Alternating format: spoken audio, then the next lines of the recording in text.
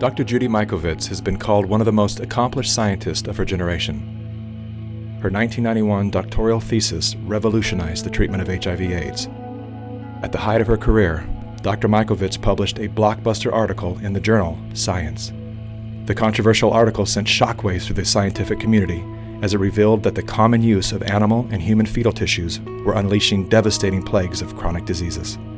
For exposing their deadly secrets, the minions of Big Pharma waged war on Dr. Mikovits, destroying her good name, career, and personal life.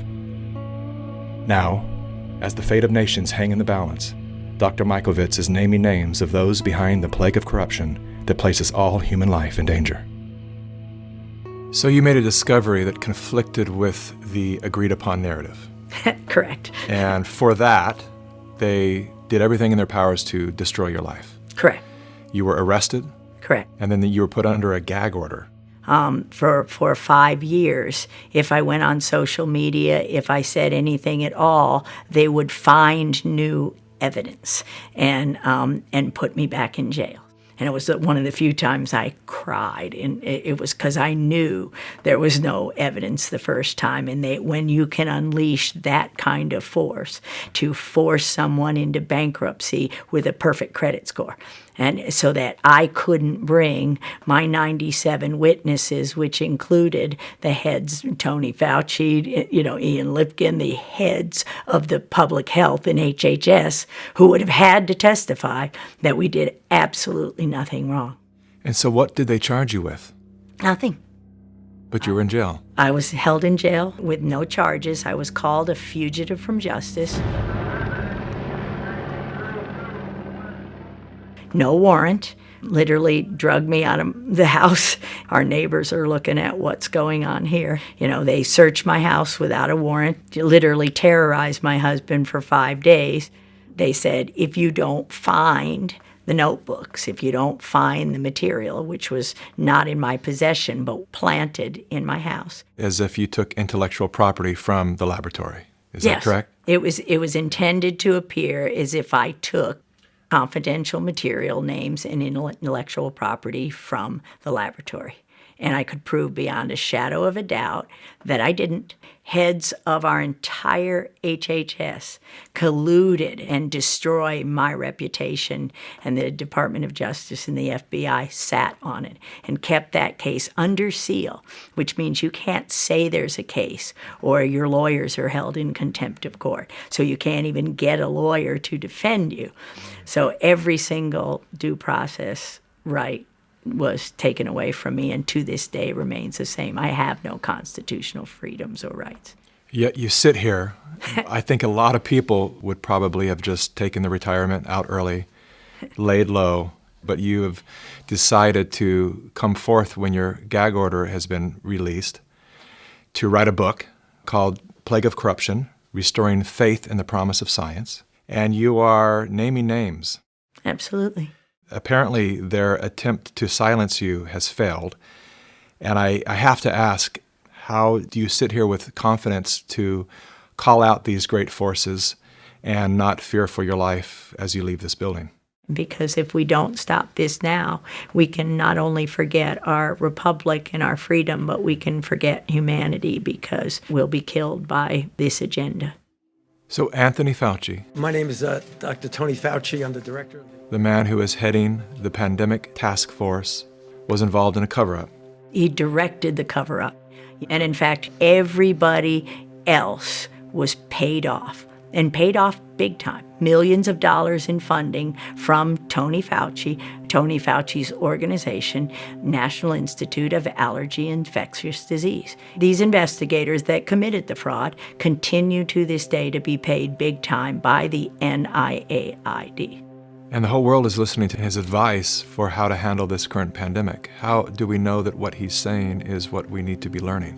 What he's saying is absolute propaganda, and the same kind of propaganda that he's perpetrated to kill millions since 1984. We know from this study quite clearly that there will be a delay in progression significantly greater than for individuals who do not take the drug.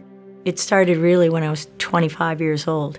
I was part of the team that isolated HIV from the saliva and blood of the patients from France, where Luc Montagnier had originally isolated the virus. Je pense qu'il y a toute une recherche à faire à ce niveau-là qui est négligée parce que This was a confirmatory study, but Tony Fauci and Robert Gallo were working together then to spin the story in a different way.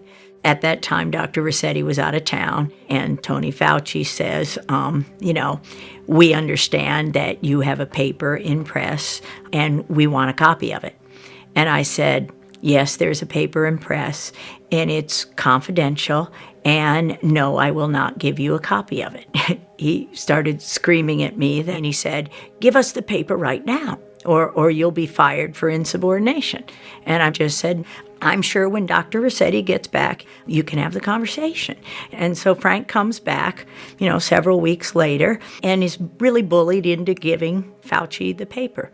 Fauci holds up the publication of the paper for several months, while Robert Gallo writes his own paper and takes all the credit, and of course patents are involved. This delay of the confirmation, literally led to spreading the virus around, killing millions.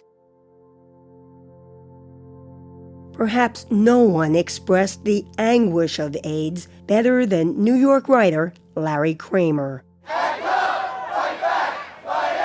But he was even more angry at the federal government and the pharmaceutical industry. One person who felt Kramer's fury was NIH Dr. Anthony Fauci. It's still been crushing to me to think that I didn't know my work in 1999 was something that had been avoided. From 83 and 82, when the virus was isolated, the virus didn't have to wait until 84 to be confirmed. Think of how many people, the entire continent of Africa, lost a generation as that virus was spread through because of the arrogance of a group of people, and it includes Robert Redfield, who's now the head of the CDC. Right along with Tony Fauci. They were working together to take credit and make money, and they had the patents on it and tailored them to IL-2 therapy, which was absolutely the wrong therapy. And had that not happened, millions wouldn't have died from HIV. How can a man who's giving, any person who's giving global advice for health, own a patent in the solution in the vaccine? Isn't that a conflict of interest, or shouldn't it be? It is a conflict of interest. And in fact, this is one of the things that I've been saying and would like to say to President Trump: repeal the Bayh-Dole Act. Bayh-Dole fundamentally changed the way universities approach technology transfer, and you can see that best in the statistics. Universities obtain 16 times as many patents today as they did in 1980. Now, everybody's getting more patents, but still, universities' share of all patents in the United States is more than 5 times greater than it was before Bayh-Dole. The situation has gotten so bad that one information technology industry official has publicly referred to universities as, quote,